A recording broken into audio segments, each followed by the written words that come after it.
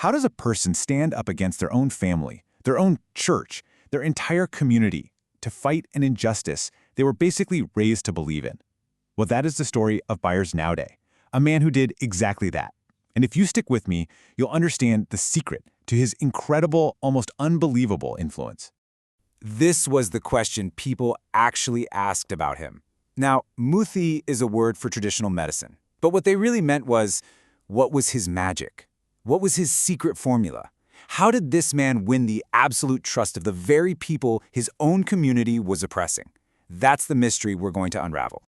And just so we're clear on the stakes here, his impact was just monumental. I mean, when Nelson Mandela calls you a shining beacon, the whole world stops and listens.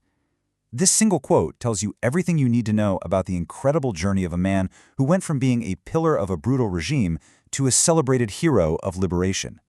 Okay, so to really understand the rebel, you first have to understand the world that made him.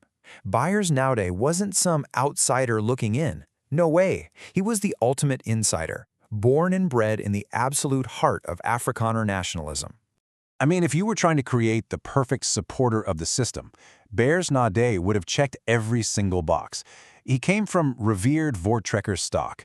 His dad was a minister in the state church, and he even joined the Broederbond, which was, the ultra-secretive society that was pretty much the nerve center of Afrikaner power.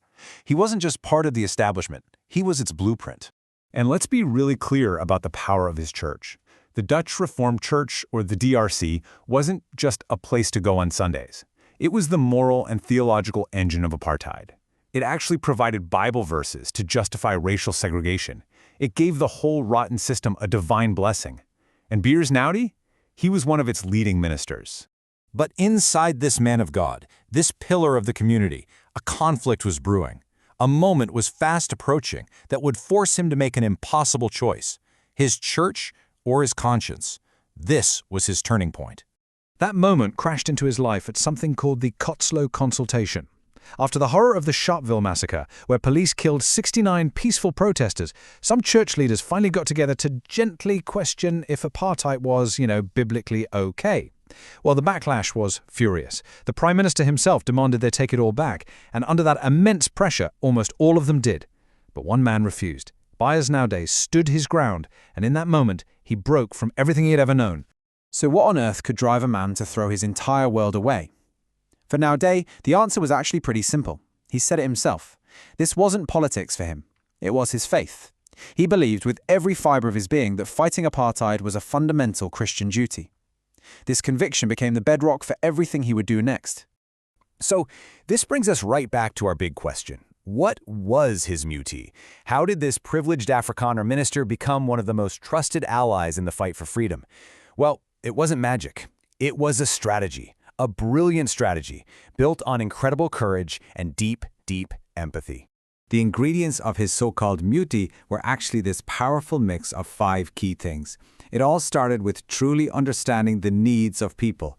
Then he was an absolute champion of perseverance. He became a walking, talking source of hope and courage. All of this was about building trust, and it was grounded in real, practical assistance. This was his unique and unbelievably brave way of fighting the system from the inside out. So let's dive into how he did it. First, he focused on what people actually needed in the real world. For Naudé, this wasn't some abstract idea. There's a famous story about him being in the middle of a super important meeting, and he just stops everything to go help a black colleague who is having car trouble. Think about that.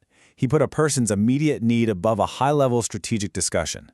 That one act showed everyone exactly where his priorities were. The second ingredient was just this relentless perseverance, even when it was hard. At one point, the great activist Steve Biko basically told him that the Black consciousness movement needed its own space to grow, without white leaders telling them what to do. Now, Naudé could have been insulted. He could have walked away.